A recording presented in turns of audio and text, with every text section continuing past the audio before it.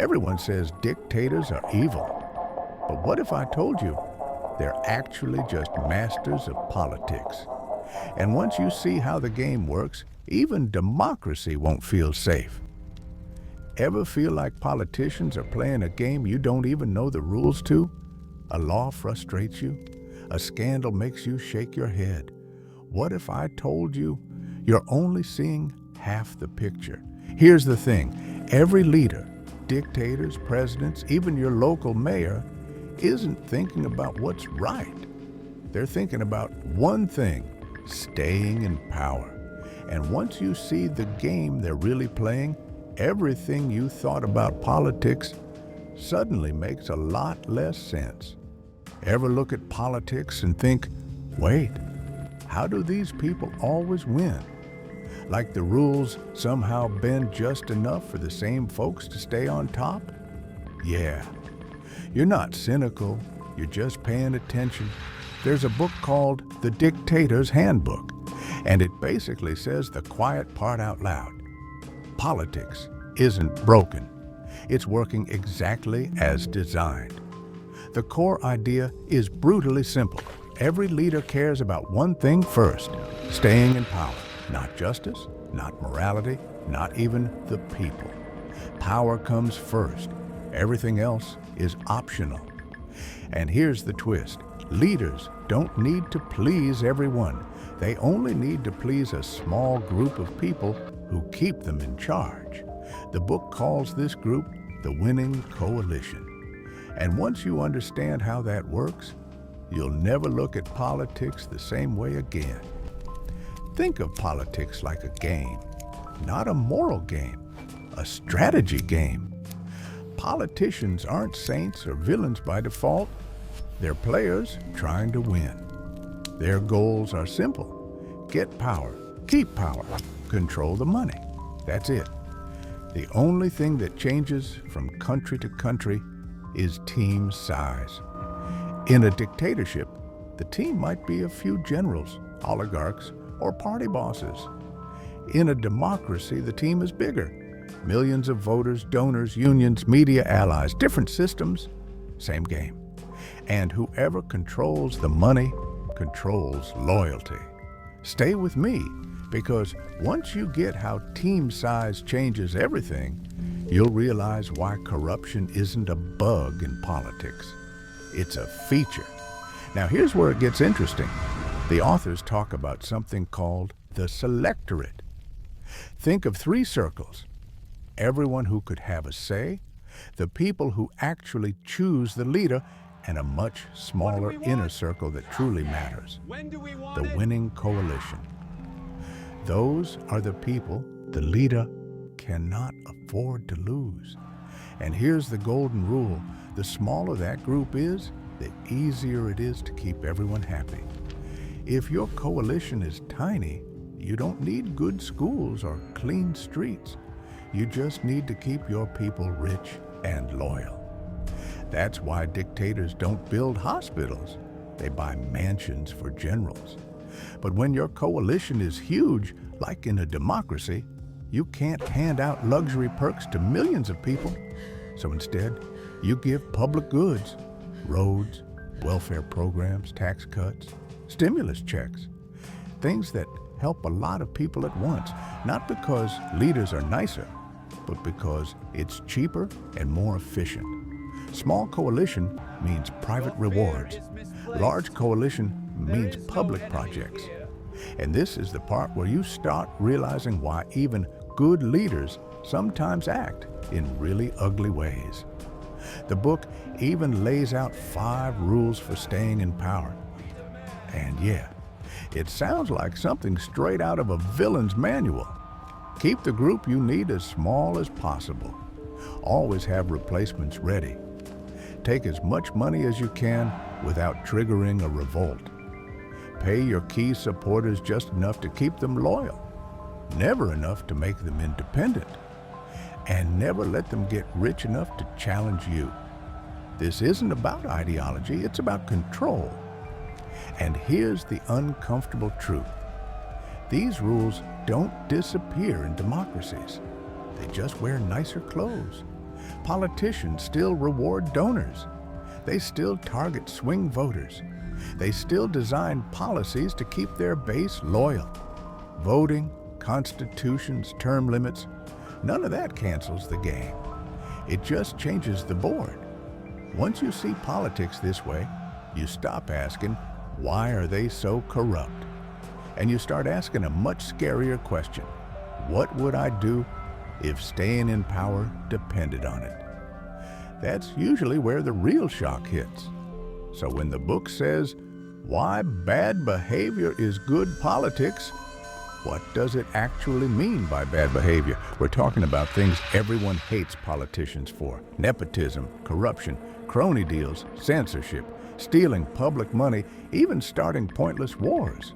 Sounds evil, right? But here's the uncomfortable argument the book makes. Given the rules of political survival, a lot of this bad behavior is actually smart.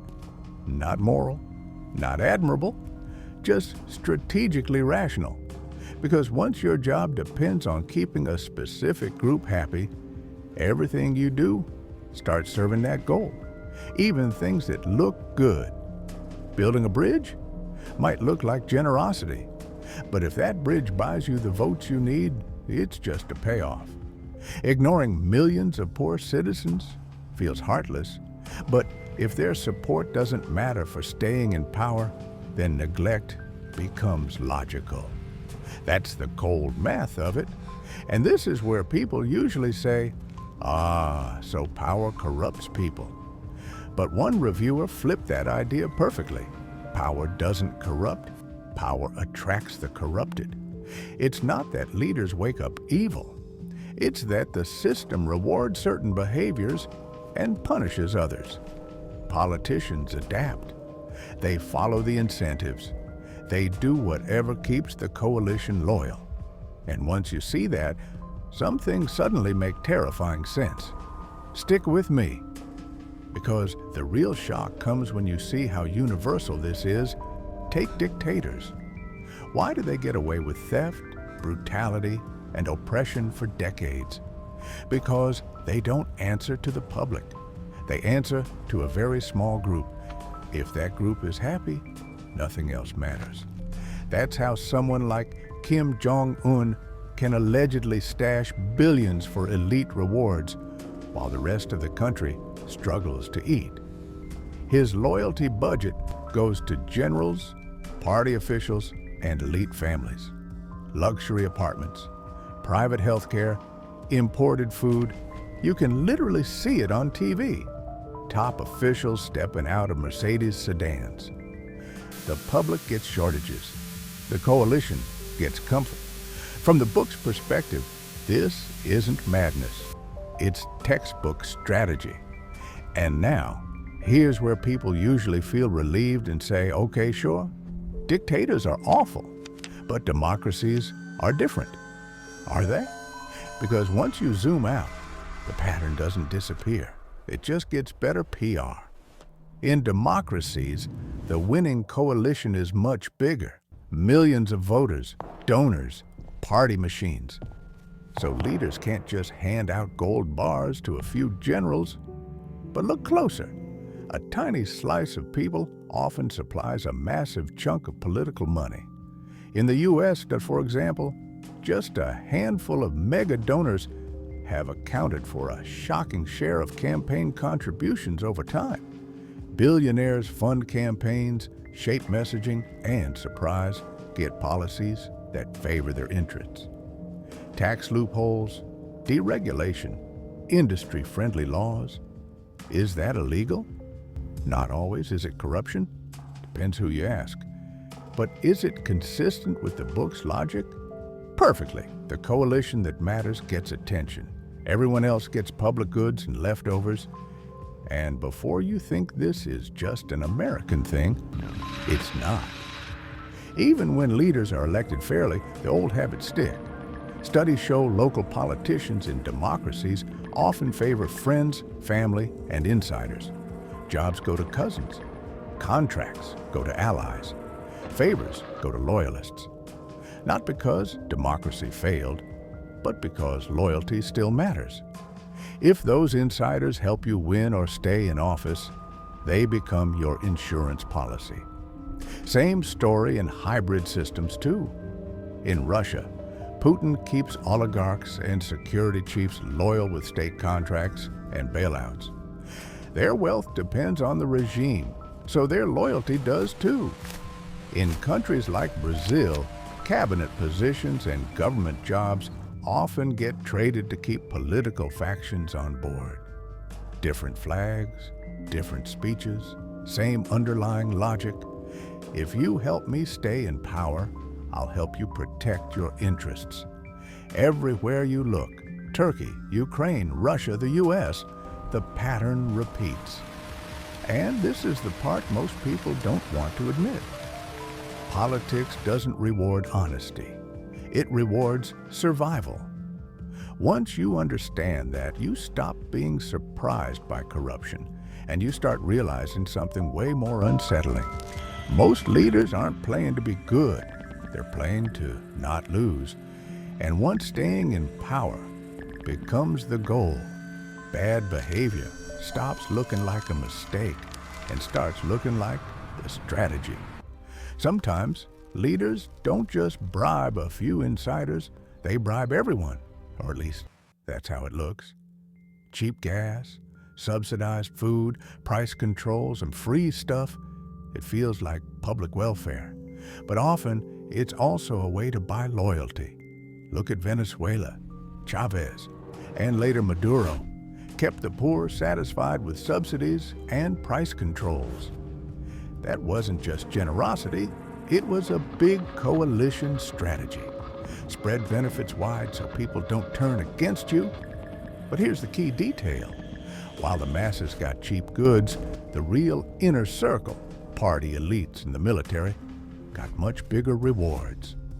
Public giveaways for the crowd, private payoffs for the people who actually matter. Same strategy, just layered. Small coalition, spend heavily on a few people. Big coalition, spend publicly to calm the crowd, and whatever's left, you keep. So after all this, should you hate every politician? The book says, don't hate them, understand them. Politics isn't driven by morality. It's driven by incentives. Good behavior often gets punished. Bad behavior often gets rewarded. By the people leaders need to please. If building a highway secures loyalty but a hospital doesn't, the highway gets built. If a policy wins votes or donor money, it moves forward. The real question in politics is never, is this right? It's always, will this keep me in office? That sounds depressing, but it's also useful. Once you understand the rules, the news makes sense. Scandals cause panic because coalitions are at risk. Crises get exaggerated to rally supporters. No leader is above the game. The takeaway is simple. Small coalitions create corruption. Large coalitions force public goods. If you want better behavior, demand broader coalitions and real accountability. Because a big, informed public is the hardest coalition for any ruler to ignore. And once you see the game, you're no longer just playing along. You're thinking. So here's the takeaway. Politics isn't about right or wrong. It's about staying in power and keeping the right people happy. Dictators, presidents, even your local mayor, they're all playing the same game, just on different scales. The good news? Once you see the rules, scandals stop surprising you, patterns start to emerge, and you finally understand who really holds the power. The real power isn't with the leaders. It's with an informed, engaged public. So if this gave you a new perspective, hit like, subscribe, and drop a comment. Who do you think really calls the shots in your country? Remember, understanding the game is the first step to changing it.